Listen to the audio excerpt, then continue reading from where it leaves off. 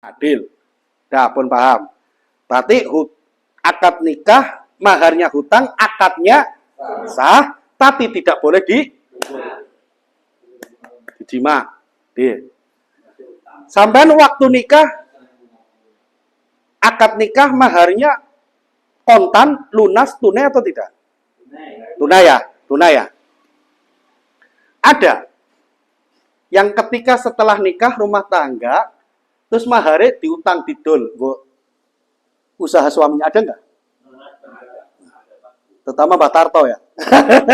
Ada ya? Ada ya? Banyak. Karena memang barokah itu.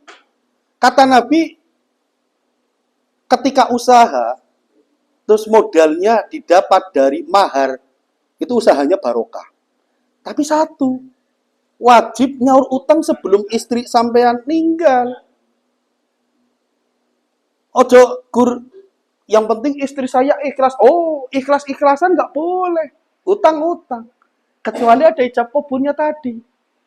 Bu, mahar mas kawin kita dulu kan tak jual untuk modal dagang kopi online.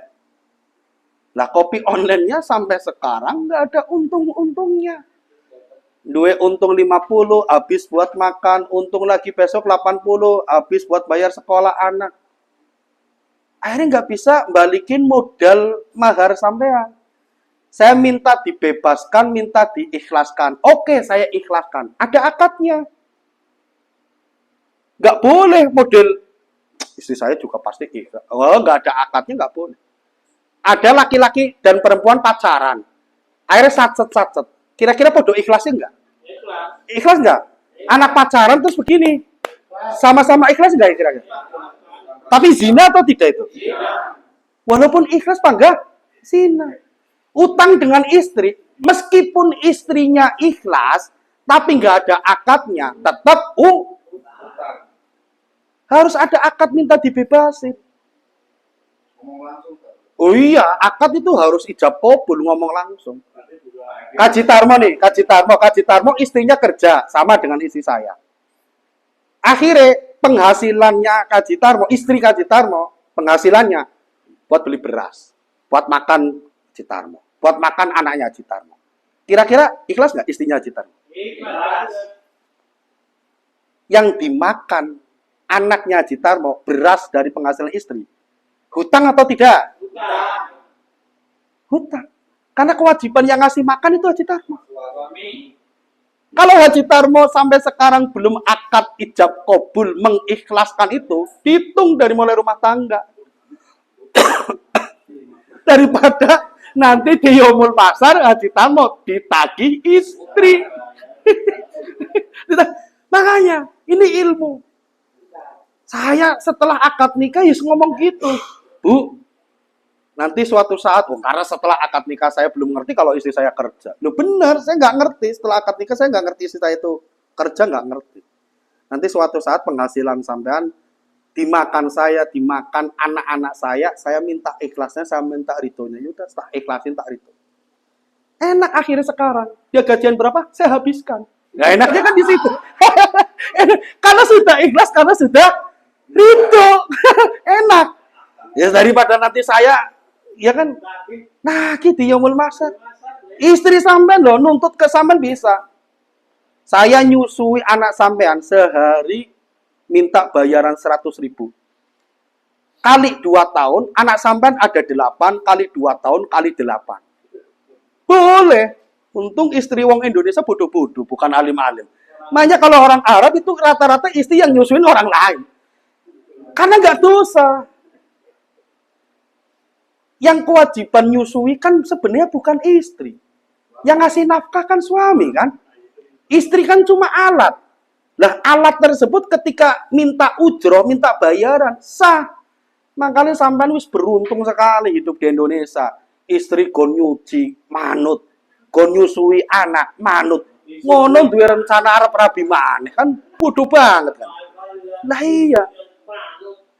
Ya kan bar nyuci, bar nyetrika, bar nusoni bojo, nusuni bapane manut. Yen ora manut jarene dasar istri durhaka. Wah iki repot ini. Makanya harus sayang. Istri punya istri nyuciin mau, nyetrika mau, nyusuin anak mau, masakno mau, nyariin duit kerja mau. Ngono duwe rencana arep rabi maneh kan durhaka ini suami. Ojo macem-macem Pak Citarmo.